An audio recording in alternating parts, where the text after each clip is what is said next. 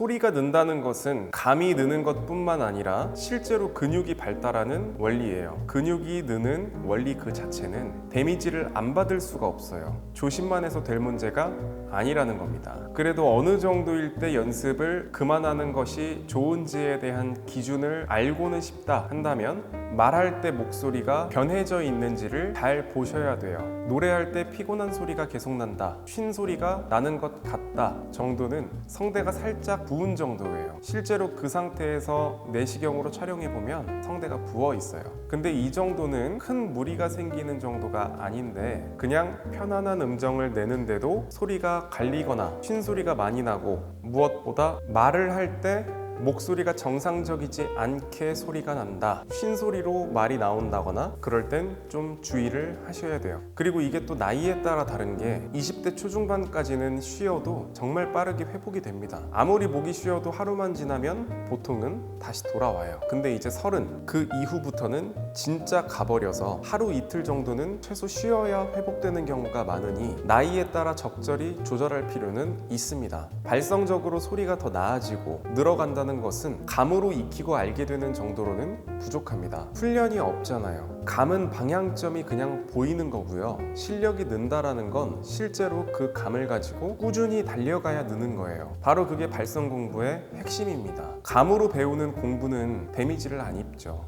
느낌이니까. 그건 머리에서 일어나는 일이거나 몸으로 느낀 그 순간의 상황 정도니까. 자, 그럼 감을 알았으면 이제 그 감을 가지고 꾸준히 지칠 정도로 데미지를 입어가면서 가야 합니다. 이제부터 훈련이 되고 근육이 발달하게 됩니다. 그러니까 결론적으로 중요한 것은 데미지를 입는다는 거예요. 입어야 된다는 거예요. 노래하는 학생들이 목이 상할까봐 연습량에 제한을 두거나 겁을 먹는데 아무래도 목이 상한다는 컨텐츠를 어딘가에서 봄으로써 그렇게 된 것 같아요. 이렇게 보시면 됩니다. 본인이 시간이 정말 충분하다면 예를 들어 난 5년에서 10년까지도 발성 훈련만 열심히 하고 그 이후부터 뭔가를 해볼 거야 한다면 아무 문제 없어요. 데미지 절대 받지 마시고 조금씩 연습하시면 그 긴 시간 동안 충분히 근육 훈련까지도 해내실 수가 있습니다. 다만 뭔가 지루하잖아요. 발성에서 아쉬움을 가진 채로 너무 오래 끌지 마시고 어느 정도 기간 안에 완벽할 수는 없겠지만 그래도 어느 정도 만족할 만한 발성은 만들어낼 수 있다는 거예요. 그러려면 성대 또는 발성에 필요한 목 근육의 데미지를 받아야 한다고요. 우리 몸은 무언가를 움직이고 사용할 때 대부분이 다 근육이에요. 목소리로 하는 신체 활동은 무조건 호흡과 근육이고요. 그럼 우린 근육이 커가는 메커니즘을 이해하셔야 합니다. 사람의 신체는 좀 더 강한 자극에도 버텨내려 하고